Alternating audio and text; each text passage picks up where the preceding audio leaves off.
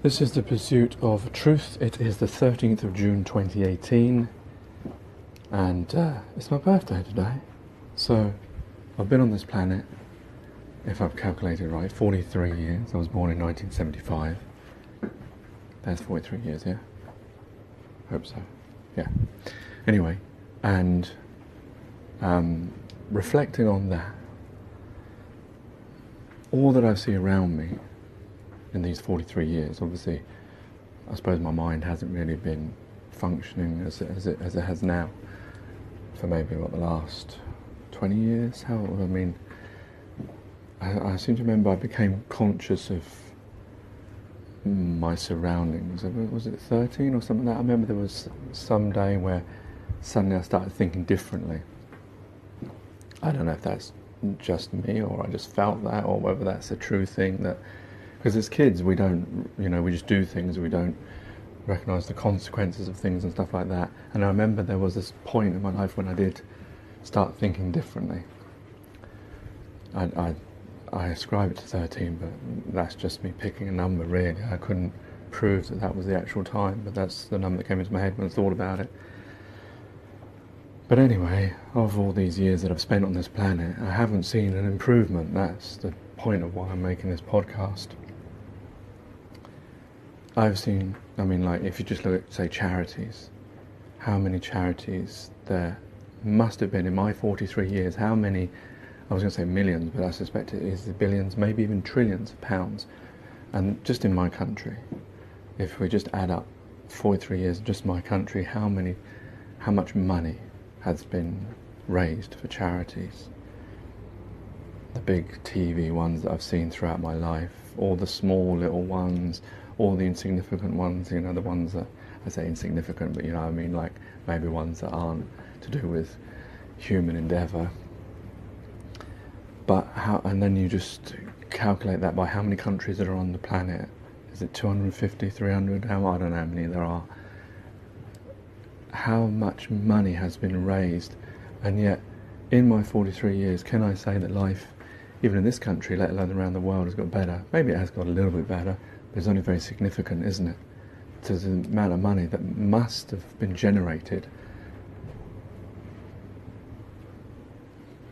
And then there's life itself. Things are getting harder for people, it seems. Like my parents have a house. There's unlikely that I'm going to get one, and I think in the future they won't even bother to build them. They just build flats, because that's what they do. They get a space, they think, well, if I build a house, I can build 3 houses. If I build a flat in that space, I can go as far as I like up. That's 400 bedrooms, 400 flats. So I think in the future, my poor children will have to live in flats. They will never know what it's like to live in a home. And their generation after that, even less likely. The way things are going, there won't be enough money just to, there's another one of those lies in plain sight, that is more expensive to rent than it is to have a mortgage. The amount of rent that I pay out is astronomical. Astronomical. It is such a big con.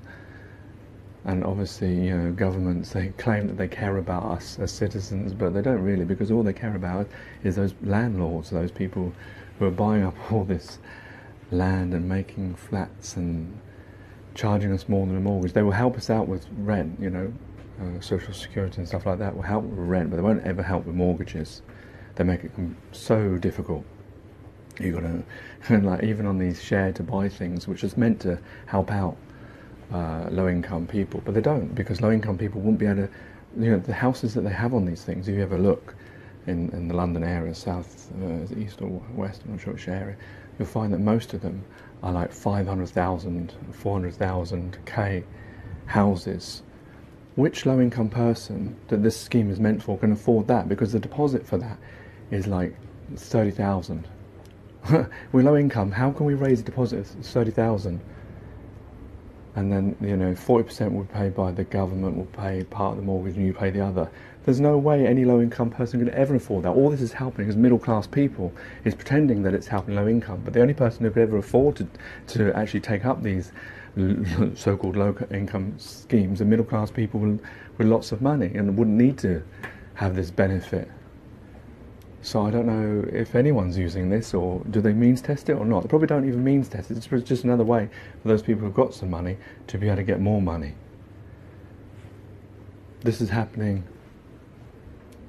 in our own country, in front of our own eyes. These schemes that pretend, and you know, like Social Security, I'm sure they don't help out with mortgages, even though, you know, say to rent would cost like 1,200, and to pay a mortgage on a 2-bedroom or 3-bedroom house is probably 1,000. But they wouldn't help you with the mortgage payment, but they would help you with the rent. Go figure. Why is that? I think they help out with interest. Now I don't know why they only have interest. Why they don't pay mortgage payments when they can pay rental payments? Because it would make more sense, wouldn't it? Because you're helping out the landlord by paying the rent is more than a mortgage. So it's not about money, is it? Because at the end of the day, if you help out that person paying their rent, then at the end of the day, they don't have a house, the landlord has more money, the landlord that doesn't need any help. Whereas if you help out with a mortgage, at the end of it, in 25 years, those people that you won't need to help them anymore because they'll have a house. And then their generation, next generation, will have that house, and you won't have to help them. This is all going on in front of us, and this is just one or two things. We are being lied to all the time. Well, not even lied to, we are being told the truth, we just don't, only those who see it, only those that need to see it, who come across it. The fact is, we're not being treated in the best way that we should be treated. And yeah, we have to follow all their rules, all their game rules we have to follow, and if we don't follow them, we get put away. But how unfair is this game? If this was a game, a real board game, no one would want to play it, because only the people, the banker, the rulers, the ones in power, only they can ever win the game, and the other people, all they know is misery. And you may say I'm being extreme and using hyperbole, yeah, well maybe I am, but come on, let's actually be honest. So yeah, a depressing look for my birthday, to know that in these 43 years, life is not getting any better, and I fear for my children, I fear for other people's children and the future generations of the path we're going down. We're just repeating the same mistakes over and over again and not learning. How can we say we're civilized then, if that's the case? Take care, take it easy, God bless, and peace.